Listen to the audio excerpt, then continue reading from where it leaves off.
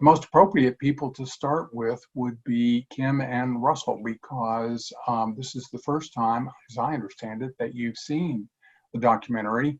And I'm sure Wendy and Elizabeth, and certainly I, am really intensely curious as to your response to it, what it's like to see yourself portrayed when you were a child, and also to see yourself again as an adult. And also maybe something about how that project, the working with the camera, working with Wendy, has carried on into, has an influence in and carried on into your adult lives. So maybe Kim, if we could start with you, and then we'll see what Russell has to say. Yeah, this was my first time viewing the film, and I have to admit I shed a few tears. It was very emotional to watch and to look back. And last night, I kind of had that same feeling that I had whenever I was in photography class and I had a bunch of pictures on the camera, and then you knew the next day was photography class and you got to go into the dark room and go through the process of developing those portraits and to see the finished product. I had that same anticipation last night when I went to bed, you know, about what the film was going to be like. And you know, it was not disappointing. It was very good. And you know, Wendy, when she came to Campbell's Branch, she came with a passion for what she did, and she created an environment that felt safe.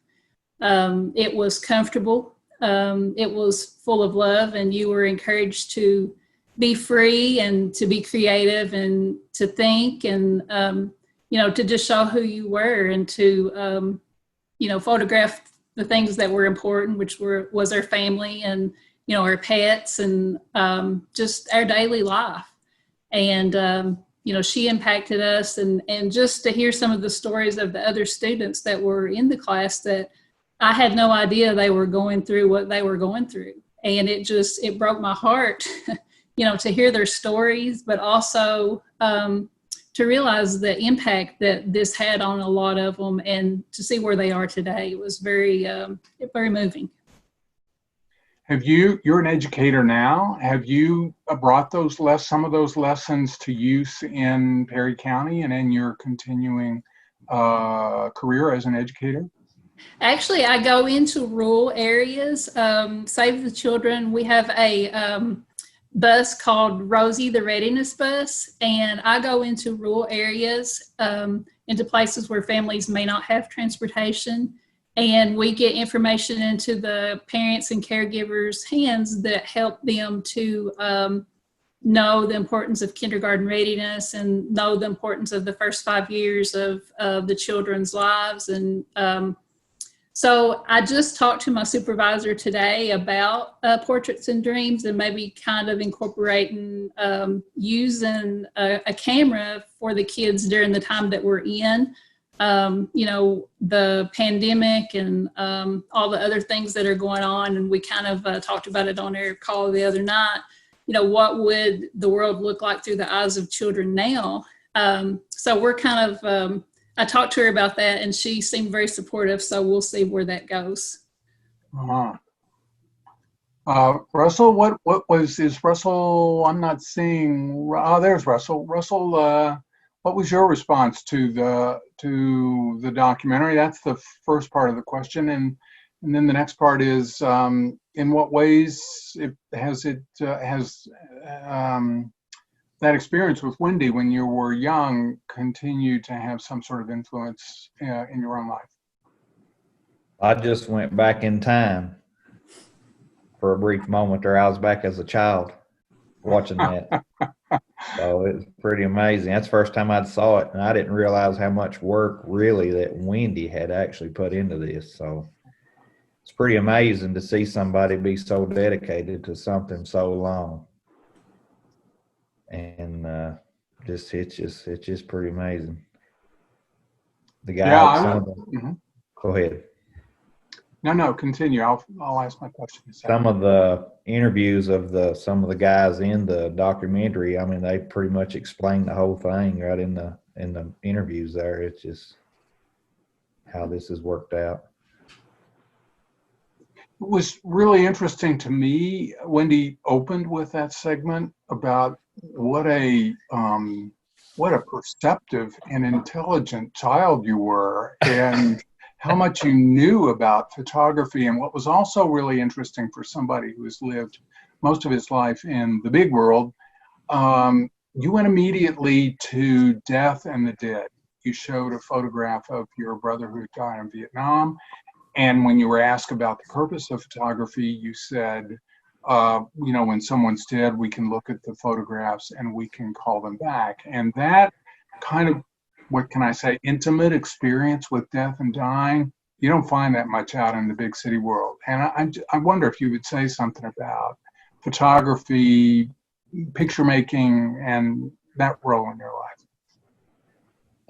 Well, you may have me mixed up there, but as the role in my life, watching Wendy as we were children, and our parents trusted us with her, going out and doing things that we probably wouldn't have never done if it hadn't been for her.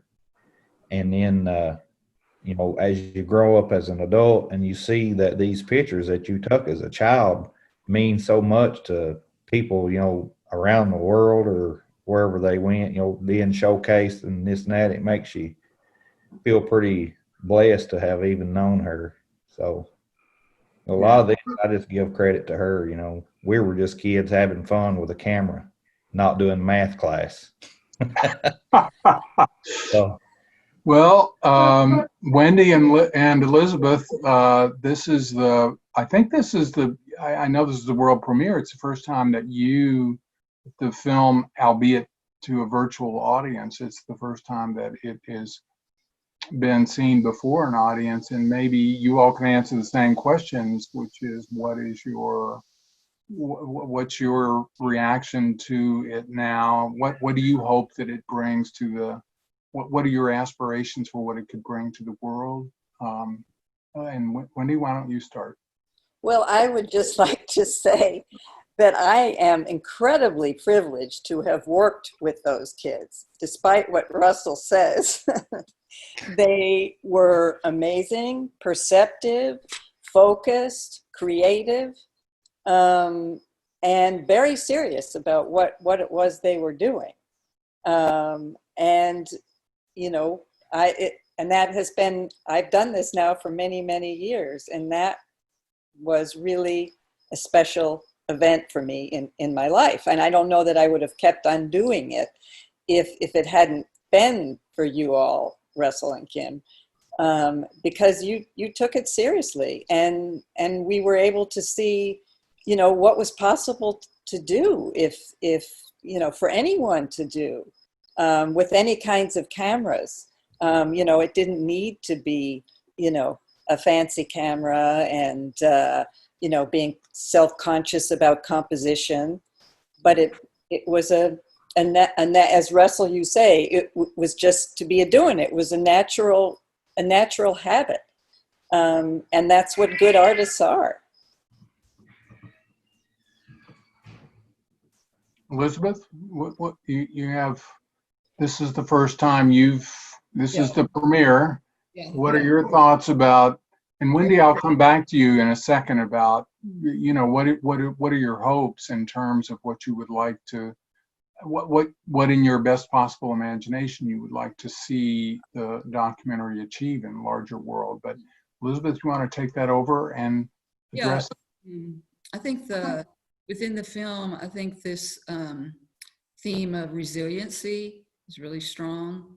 There's a lot of trauma with some of the people in the film. Yeah. And this really just, heads on, just, it's part of this. And so we're really curious about how it will be received, and looking forward to the distribution, which Apple Shop will be doing. And so I think that and also I just think the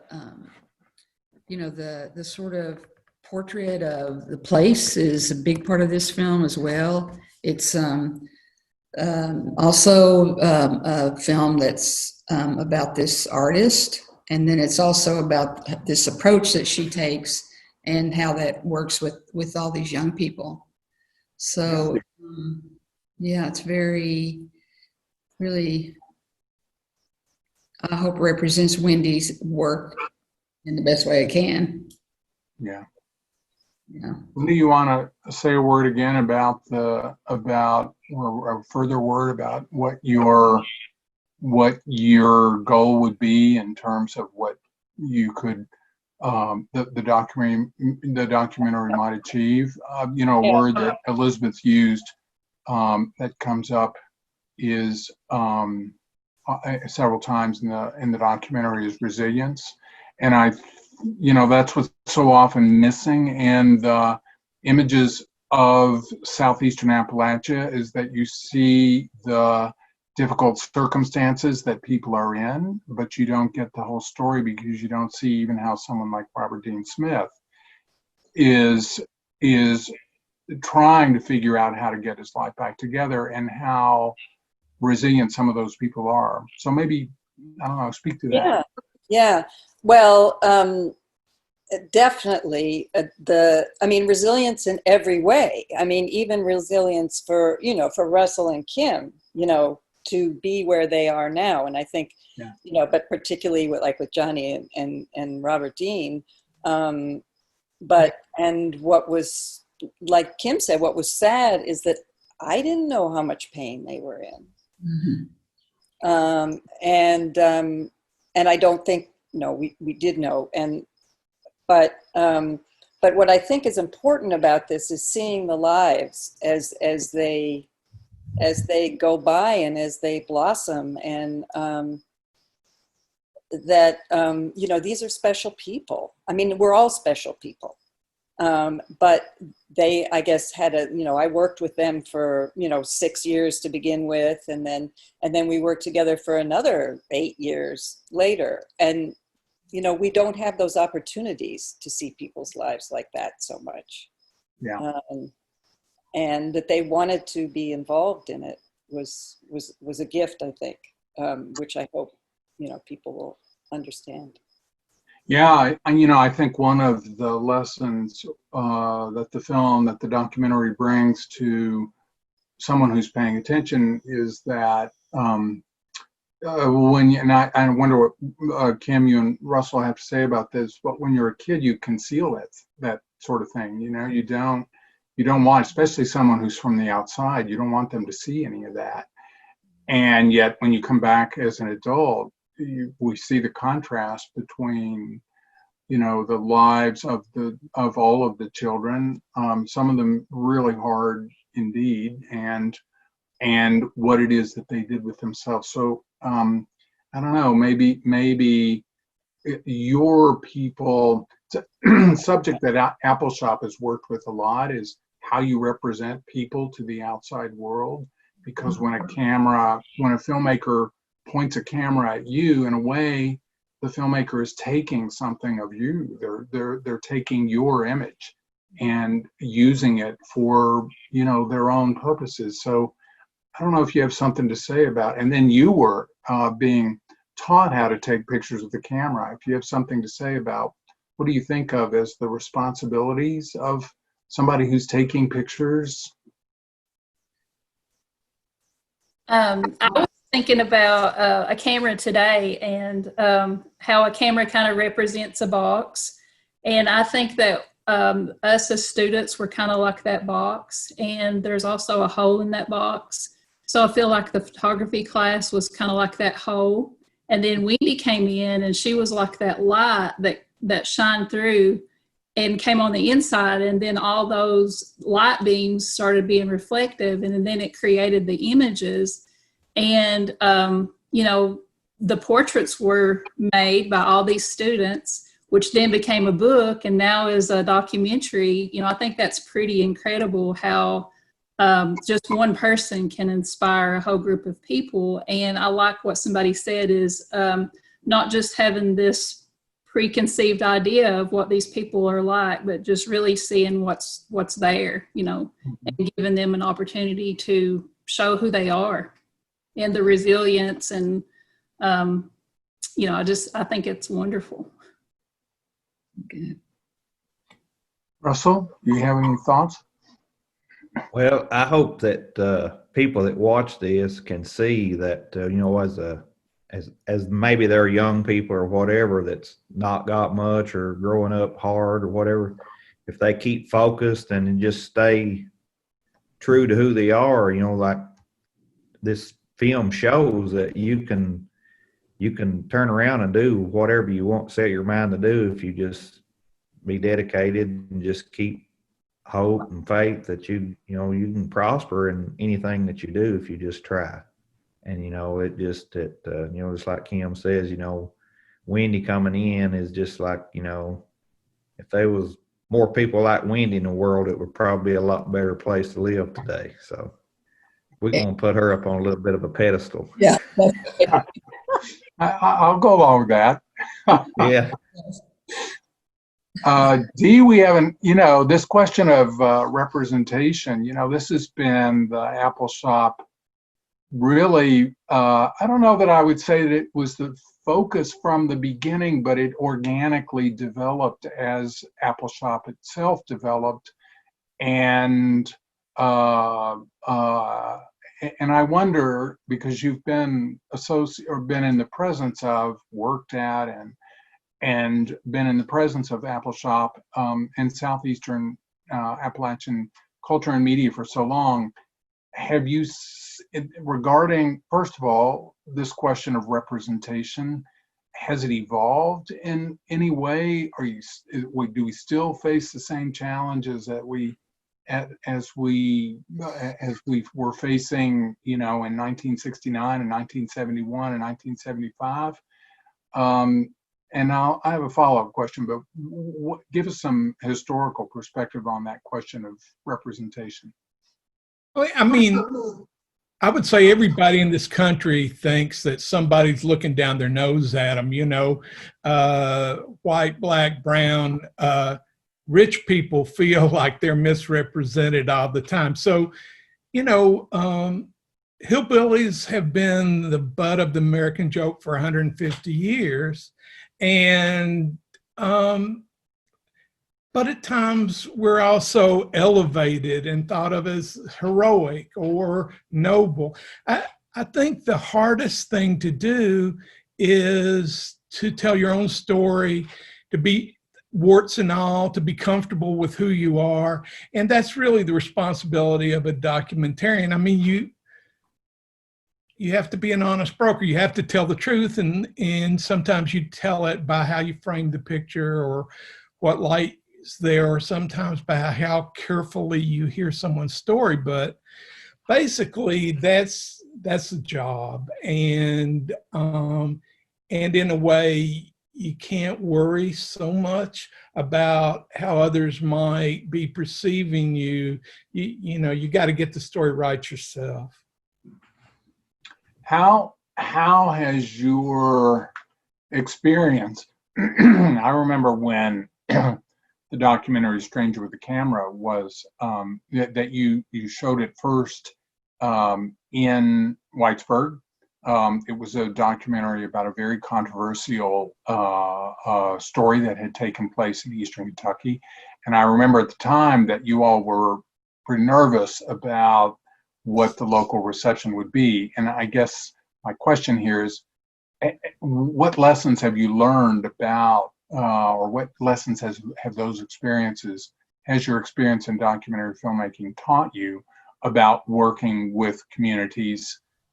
I understand that a number of our the people who are tuned in to the Zoom meeting are filmmakers. So if you have something that you could say about what your experience, Liz, Wendy, Dee, about working with communities, what approach to take, what approach to individuals within those communities? Well, I can just talk a little bit about working on Portraits of Dreams with the kids at the original time is really, working in a school and getting to know the people in the school, and the administrators, the teachers, and then eventually the students. But it was within a structure that was part of their lives. And so I thought a lot about that, how to make a way of working so that it was part of all of our lives at the time, and then go from there into what we would do together. But as Kim said, making a safe place. I think she said it better than I can. Yeah. Well, and I was thinking particularly about, of course, telling the painful aspects of the story, telling Robert Dean's story, or telling the really hard details of Johnny Wilder's youth. Maybe say a word about either Elizabeth or Wendy, either one of you, about how you approach a situation where you're revealing something that's really intimate about someone's life. Well, I'll just say one thing, and then let Liz say. But we weren't looking for those stories. Uh-huh. We were there with them, and those are, that's what came out. And I think that's really important too, not to have any preconceived notion about what this is going to be about or what you want to get out of it, but let the people in the film lead the way. And being, since I was born and grew up right in the area, I feel like I'm in a unique position to, be able to make films in this place. So that's what I've been part of a community over a long period of time. And so in terms of approaching people about filmmaking, you just, for me, I have this kind of past work so people can see that, but also you just have to be very persistent and very honest. And that, you're not going to take somebody's image or words and then it becomes something totally different than the person expected. And so I think it's just a lot of being, on the ground and in touch with people and learning from them for sure. So it's been a long time for me in terms of, making media in a particular place and staying there a long time and then gathering these narratives. And so with this one, it was a very interesting experience. Just as Wendy was saying, the way that things unfolded that, we were very saddened by and really had a lot of empathy for what Gary had gone through and a lot of the other participants in the film.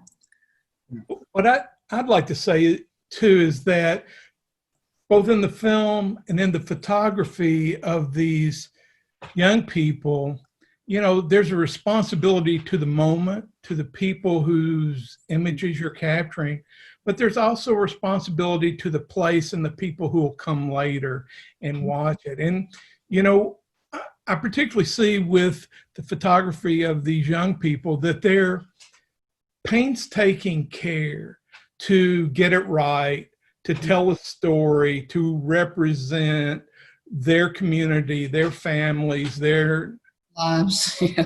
Their lives. Yeah. That they created a record that at the time I didn't quite see the importance of it. I could see it was beautiful, and it is beautiful, but it's also durable.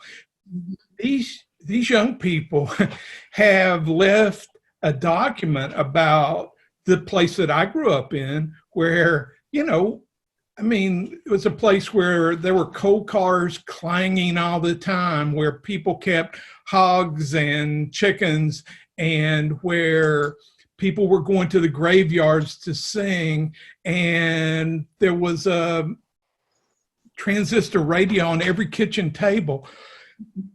That that part of Eastern Kentucky was an important part, a formative part of a lot of people's lives.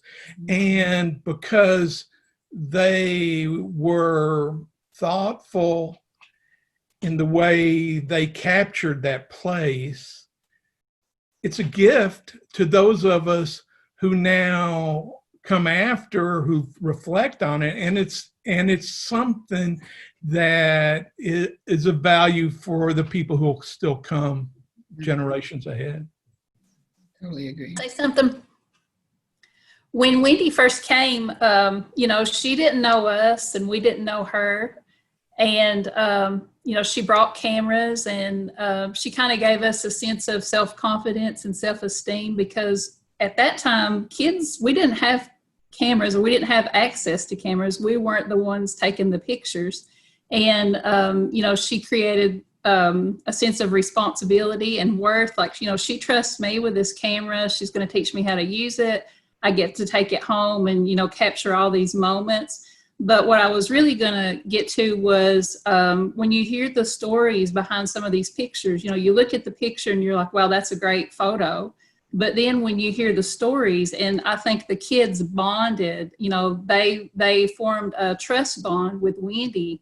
And as the years went on, the walls come down and the masks come off, and then the real story behind the picture comes out. And that's just what was so very moving to me in the film. When I watched, I was like, wow, I've saw these photos so many times, but to hear the stories that's behind them is like, it's a whole nother level.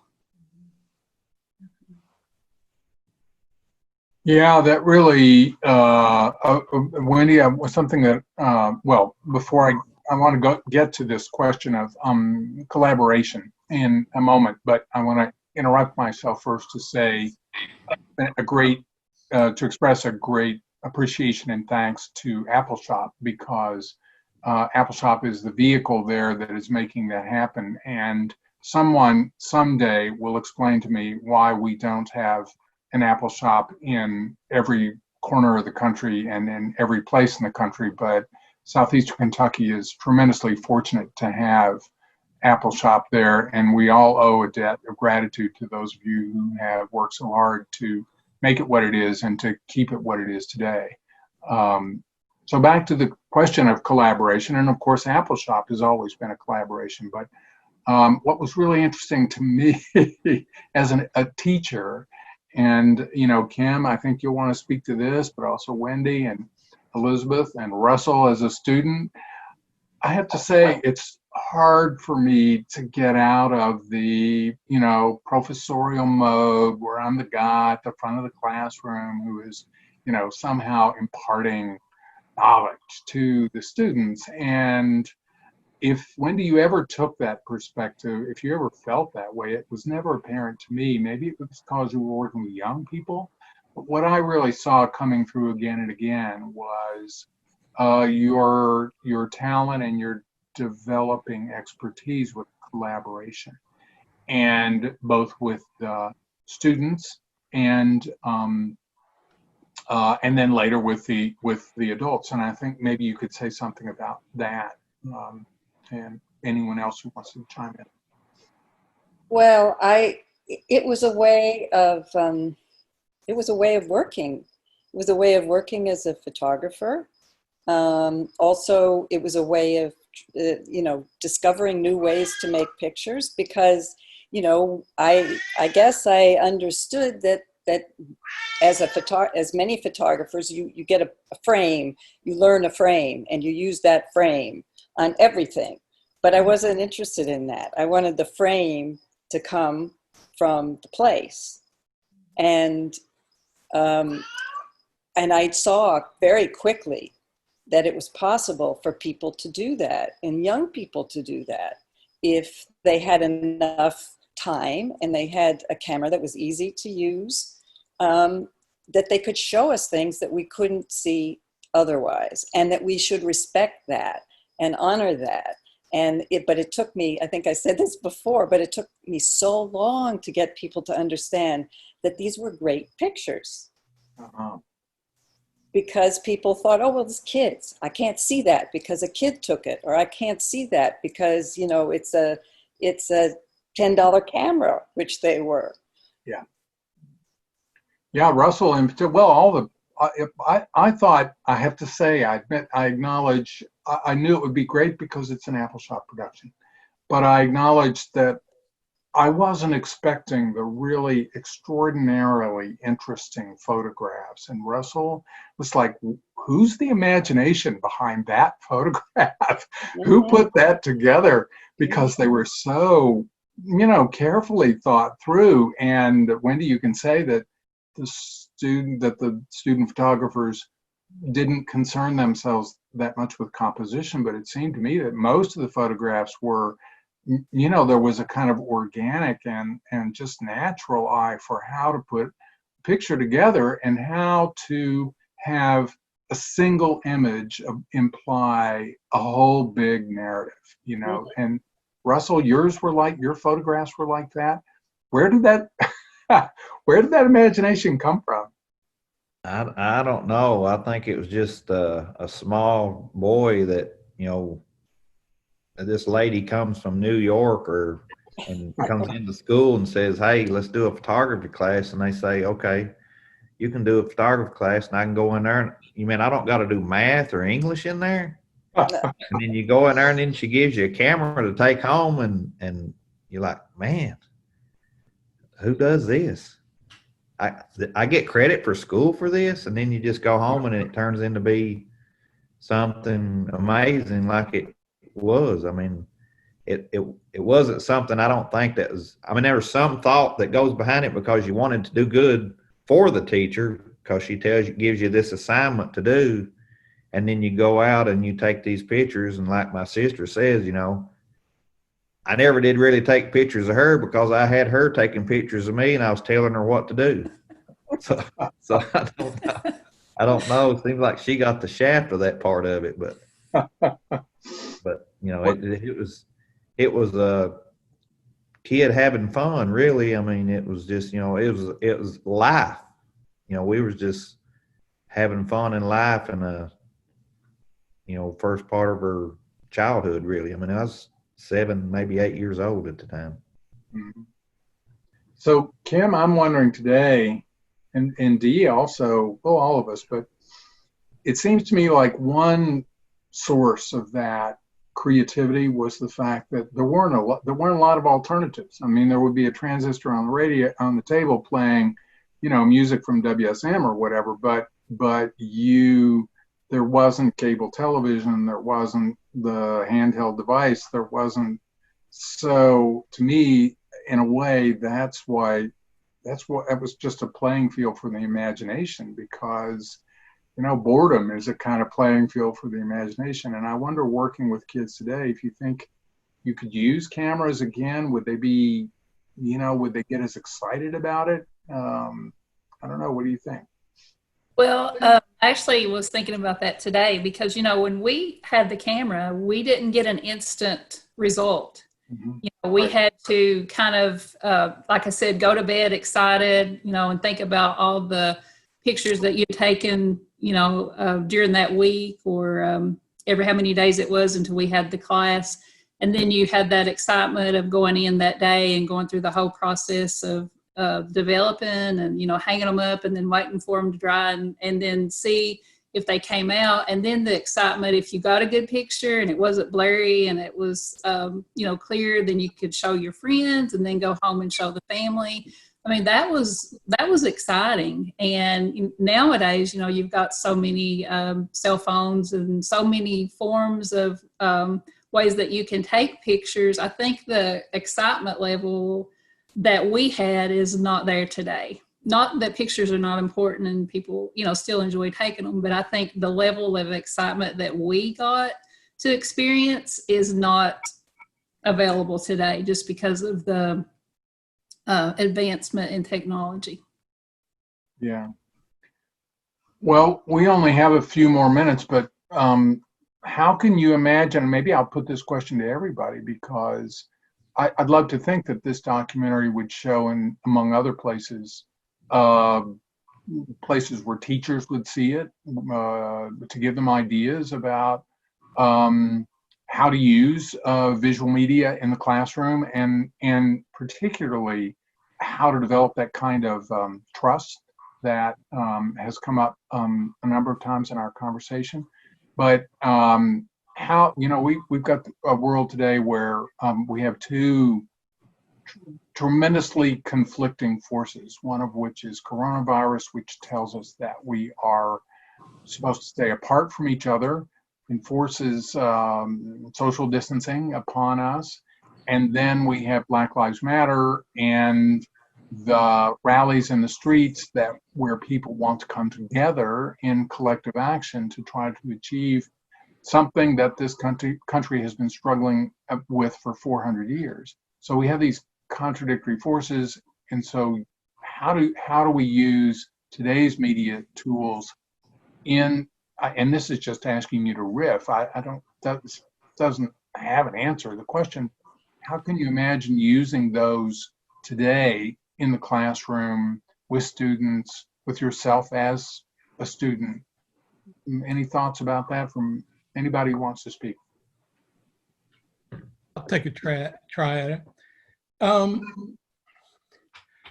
So I live in Whitesburg, where Apple Shop's based. Last Friday, I went to a racial justice rally in front of the courthouse, mostly white people, but there were 200 people in a town of 1,500. And I'm pretty sure that those people had never been to Minneapolis or to Houston, but they chanted George Floyd's name. And there was a sense of true inclusion, that they felt part of what was going on in those other cities, that their experience here in these mountains was an experience that wasn't removed or alien to the experience that others have felt looking for justice. And oftentimes when we think of an inclusive country, we think of an inclusive America, we don't think of all the people in all the places. And there are stories that come from these places that connect us, that can make us better, that can help us get through the hard times. And so I think there are lessons in the work of these young people that we can learn from if we just take some care. Yeah. Kim, Russell, you want to finish us off? I'd just like to say something that I hope that people get from the film is I hope that they get inspiration. I hope that they're inspired to be passionate about what they love to do, which I feel like Wendy was passionate about, her photography, and that showed in her work. Mm-hmm. I hope that people are inspired to be creative. They're inspired to be expressive. They're inspired to dream, and inspired to be proud of who they are and where they come from, and also inspired to operate from a platform of love and compassion, which I feel like Wendy did that. She had that love and compassion for her students, and then in turn, it developed a wonderful bond. And when you operate from a platform of love and compassion, then it helps you to make a positive impact on the lives of the people that you come in contact with. So I hope everybody is inspired to be all those things from this film. Yeah, thank you. Russell, a last word. The resilience of the children that's in this film, it can go right on into adulthood, and American people are resilient people, so we can get through all this. It will get better. Yeah, I'll say resilience and also imagination. I think those are the two takeaways.